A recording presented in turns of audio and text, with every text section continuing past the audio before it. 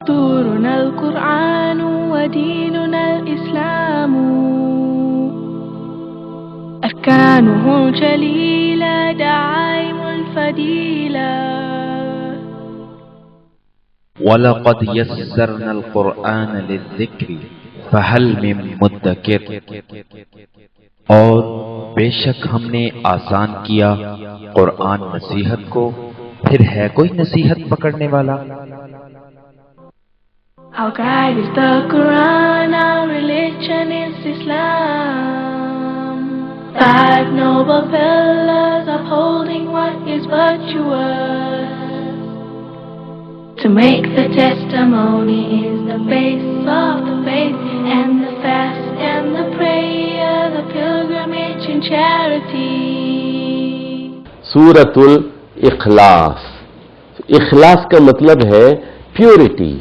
Purity آمیزش سے پاک، خالص چیز کو اخلاص کہتے ہیں. چونکہ اس صورت میں خالص توحید بیان کی گئی ہے، اس لیے اس صورت کا نام الاخلاص رکھا گیا ہے. نبی کریم صلی اللہ علیہ وسلم نے فرمایا کہ جو ہے یہ 1/3 قرآن ہے. 1/3 تفصیل کتاب میں دیکھ لیجئے. اچھا جی، اب 2 باتیں ذرا سمجھے آپ. ذرا سورۃ الاخلاص کے بارے میں، ذرا مشکل صورت ہے، بہت مشکل صورت ہے. اس میں کرنا کیا ہے سن لیجئے.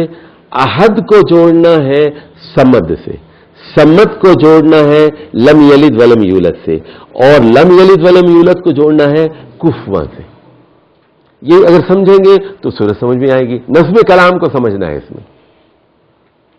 اچھا، اس میں توحید ذات بیان کی گئی، خالص توحید ذات. سب سے پہلی بات جو بتائی گئی کہ اللہ، یہ نہیں کہا گیا کہ اللہ واحد ہے. کیا فرمایا گیا؟ احد ہے. احد کا مطلب ہے منفرد ہے، یگانہ ہے، مختلف ہے، سب سے جدا ہے، سب سے الگ ہے. لیس کمثلہ شیء، کوئی شے اس کی طرح ہے ہی نہیں.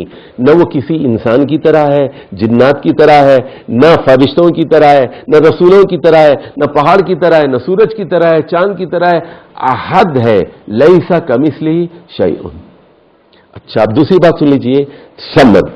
صمد کہتے ہیں سردار کو. توجہ سے سنیے ادھر بات. صمد کہتے ہیں سردار کو، اور صمد کہتے ہیں پتھر کی ایسی چٹان کو جس میں کوئی جوف نہ ہو، جس میں کوئی چیز داخل نہ ہو، جس میں کوئی چیز خارج نہ ہو. دیکھیے، اب یہاں پانی گر گیا مثال کے طور پر، آپ ٹاول ڈال دیتے ہیں، کپڑا ڈال دیتے ہیں. ٹاول کیا کرتا ہے؟ اس کو جذب کر لیتا ہے. اور جب آپ جو ہے تولیے کو نچوڑتے ہیں تو کیا ہوتا ہے؟ پانی باہر نکل جاتا ہے. تو وہ جذب بھی کرتا ہے اور خارج بھی کرتا ہے. صمد ایسی چٹان کو کہتے ہیں جس میں کوئی چیز داخل بھی نہ ہو اور خارج بھی نہ ہو. اللہ کو صمد یہ اس لیے کہا گیا، اللہ میں کوئی چیز داخل نہیں ہوتی. نہ آپ کے اندر بہت ساری چیزیں داخل ہوتی ہیں نا، کھانا جاتا ہے، کھجور جاتے ہیں، افطاری جاتی ہے، پکوڑے جاتے ہیں، بہت ساری چیزیں خارج بھی ہوتی ہیں. اور سن لیجیے، جو چیزیں خارج ہوتی ہیں اس میں آپ کا نطفہ بھی ہے، نطفہ بھی خارج ہوتا ہے آپ سے. اور دوسری چیز اس میں نوٹ فرمائیے کہ عورت جب حاملہ ہو جاتی ہے اس میں نطفہ داخل ہوتا ہے، پھر وہ کھانا کھاتی ہے، گوشت کھاتی ہے سارے، اور پیتی ہے، دودھ پیتی ہے، حمل بڑھ جاتا ہے. اور اس کے بعد جب حمل ڈیلیوری ہوتی ہے تو خارج ہو جاتی ہے چیز. لیکن غور سے سنیے بات، نطفہ جو ہے وہ آپ کے جسم کا حصہ ہے. نطفہ آپ کے جسم کا حصہ ہے. تو نطفہ آپ کے جسم کا، اسی لیے بیٹا جو ہے وہ آپ کی ناک لے کے آتا ہے، آپ کی شکل لے کے آتا ہے، یا پھر ماں کی شکل لے کے آتا ہے. ماں کا جو انڈا ہوتا ہے ماں کی کیریکٹرز بھی لاتا ہے نا. ماں کی ناک ہوتی ہے، ماں کی آنکھ ہوتی ہے، ماں کا رنگ ہوتا ہے. کبھی بچے ددیال پہ جاتے ہیں، کبھی ننیال پہ جاتے ہیں، کبھی دونوں خصوصیات لے کر پیدا ہوتے ہیں، کیونکہ بچہ ماں کا بھی حصہ ہوتا ہے اور باپ کا بھی حصہ ہوتا ہے. سمجھ گئے بات آپ؟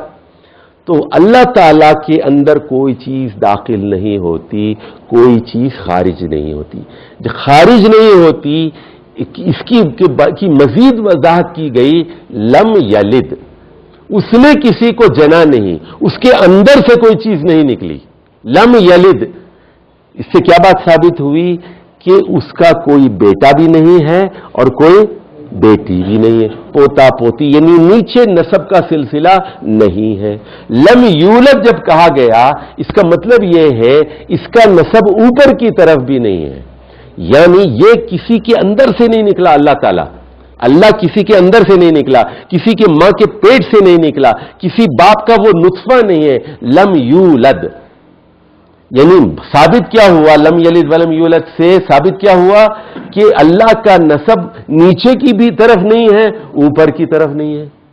ٹھیک ہے، نہ اس کا کوئی دادا ہے، نہ ماں ہے، نہ نانا ہے، نہ باپ ہے. اوپر کوئی نسب نہیں ہے، نیچے بھی کوئی نہیں ہے.